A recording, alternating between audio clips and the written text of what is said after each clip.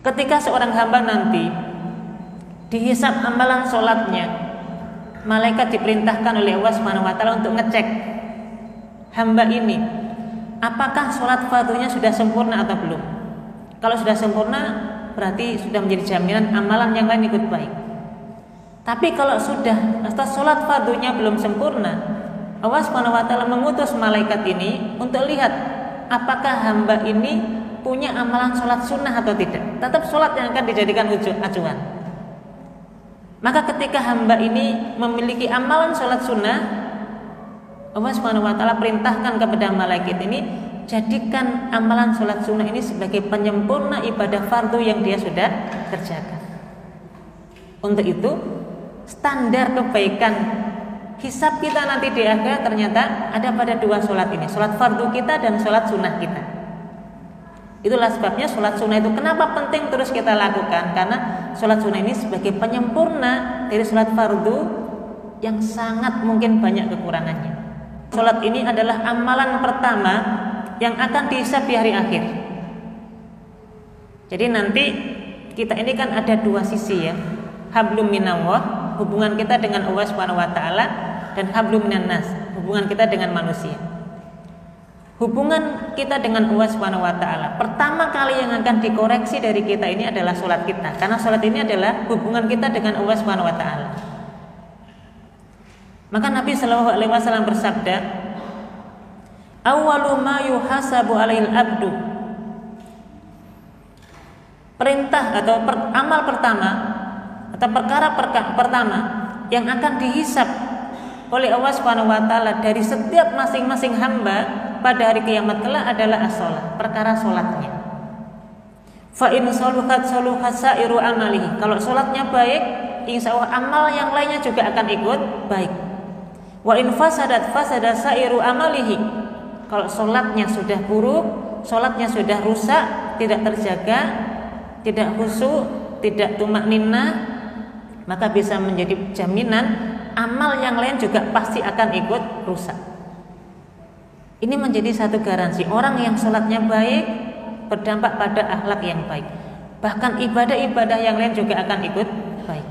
Tapi kalau sholatnya sudah tertinggal, sholatnya sudah sampai ditinggalkan, bahkan molor-molor dari waktu yang telah ditentukan, ini menjadi pertanda amalan yang lain juga akan ikut rusak. Dan itu yang nanti akan kita pertama kali itu kita akan pertanggungjawabkan di hadapan Allah Subhanahu wa taala. Makanya kalau orang yang sholatnya baik, tenang dia karena sudah punya penjamin dari amalan yang lain yang juga akan ikut baik. Kemudian dalam hadis ini nanti Nabi melanjutkan, ketika seorang hamba nanti dihisab amalan sholatnya, malaikat diperintahkan oleh Allah Subhanahu wa taala untuk ngecek hamba ini apakah sholat fardunya sudah sempurna atau belum. Kalau sudah sempurna berarti sudah menjadi jaminan amalan yang lain ikut baik. Tapi kalau sudah sholat fardunya belum sempurna, Allah Subhanahu wa taala mengutus malaikat ini untuk lihat apakah hamba ini punya amalan sholat sunnah atau tidak. Tetap sholat yang akan dijadikan acuan. Maka ketika hamba ini memiliki amalan sholat sunnah, Allah Subhanahu wa taala perintahkan kepada malaikat ini, jadikan amalan sholat sunnah ini sebagai penyempurna ibadah fardu yang dia sudah kerjakan. Untuk itu, standar kebaikan hisab kita nanti di akhirat ternyata ada pada dua sholat ini, sholat fardu kita dan sholat sunnah kita.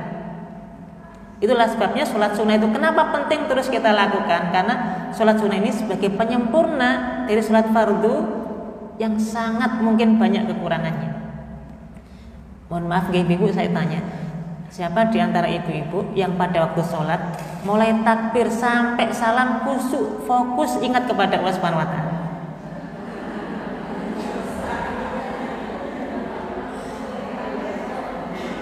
Ada kira-kira? Mulai dari takbir, Allahu Akbar, nanti ruku, sujud sampai salam, khusyuk, fokus, mengingat Allah Subhanahu wa taala, tanpa teringat oleh perkara yang lain di luar sholat. Ada kira-kira ibu-ibu? Alhamdulillah ya, kayaknya sempurna semua ini kayaknya ibu ya. Nah, makanya nanti Nabi SAW menyampaikan dalam sebuah riwayat hadis, orang itu akan mendapatkan pahala sholat sesuai dengan kadar khusyuknya masing-masing. Kalau kita sholat yang misalnya paling banter sholatnya berapa menit? Yang standar ya, bukan yang cepat juga tidak, yang standar saja, kira-kira berapa menit? Paling biasanya ya 5 menit taruhlah ya, 5 menit. Misalnya seorang sholat 5 menit, maka seseorang masing-masing akan diberikan pahala sebagaimana kadar khusyuknya pada saat sholat. Maka Nabi menyebutkan ada orang itu yang mendapatkan pahala sholat itu hanya 1/9-nya saja. Berarti berapa menit itu kalau 1/9 ya? Taruh misalnya 10 menit, kalau 1/9 berarti kan berapa menit? 1 menit. Takbir, khusyuk, habis itu blas, nggak khusyuk sama sekali. Ya kan? Hanya 1 menit. Maka dia hanya mendapatkan pahala sholat hanya 1 menit. Ada orang yang mendapatkan pahala sholatnya hanya 1/8-nya saja. Ada yang mendapatkan 1/7-nya saja. Ada yang mendapatkan 1/6-nya, 1/5-nya, 1/4-nya. Bahkan mentok dalam hadis tadi disebutkan hanya setengahnya saja. Jadi ini beratnya untuk kita khusyuk dalam sholat ya. Bahkan untuk sampai setengah saja itu sulit gitu ya. Sulit. Tapi hebat ini ibu ya, insya Allah sudah sempurna semua. Dari takbir sampai salam. Maka karena sulit ya, berat kita untuk sholat khusyuk dari awal takbir sampai salam itu. Dan memang seperti itu ya, sholat itu ibadah yang kemudian ada jin khusus yang mengganggunya gitu ya. Ada jin khusus, setan khusus yang menggodanya, namanya khonzaf. Memang ini jin khusus yang menggoda orang sholat. Coba ibu-ibu ya, bagaimana tidak kita sebelum sholat, mungkin kita punya barang hilang, itu dipakai sholat muncul kok barang hilang gitu ya. Ini kalau kita nggak hati-hati, terlena kita dengan ingatan tersebut, terus kita akan dibawa pada ingatan tersebut, padahal kita sedang sholat. Ingat-ingat pada waktu salam, assalamualaikum, assalamualaikum, loh ya saya sholat ya gitu. Lupa. Nah, artinya apa? Sholat fardu yang kita kerjakan ini banyak bolongnya, banyak ketidaksempurnaannya. Yang menjadi penyempurna adalah sholat-sholat sunnah kita. Makanya kalau orang sholat sunnah, dia jaga sholat-sholatnya tenang. Ibarat saldo gitu, dia sudah punya saldo cadangan gitu ya, untuk nanti menembel sholat-sholat wajib yang masih kurang tersebut. Jadi sholat ini pertama kali yang Allah akan hisab, dan nanti menjadi jaminan amalan yang lain akan ikut baik kalau sholatnya baik. Yang keempat, sholat ini adalah amalan yang diwasiatkan Nabi SAW menjelang ajal beliau. Saking pentingnya sholat ini, sampai menjelang ajalnya Nabi SAW tetap mengingatkan para sahabatnya. Dalam sebuah riwayat Nabi disebutkan pada saat Nabi menjelang wafat, Nabi mengatakan as-sholah, as-sholah, as-sholah, wa ma malakat aimanukum, jaga sholat, jaga sholat, jaga sholat, ya kan? Wa ma malakat aimanukum, dan budak-budak yang kalian miliki. Pokoknya Nabi wanti-wanti betul kepada umatnya ini terkait dengan perintah sholat. Jangan sampai ditinggalkan sholat, jaga sholat, jaga sholat.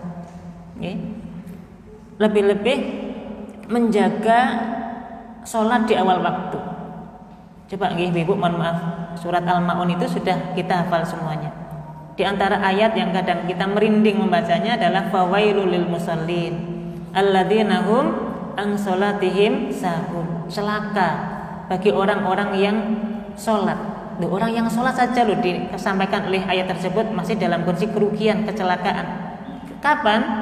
Alladzina hum an sholatihim sahun, ketika sholatnya lalai, ketika lalai dalam sholatnya.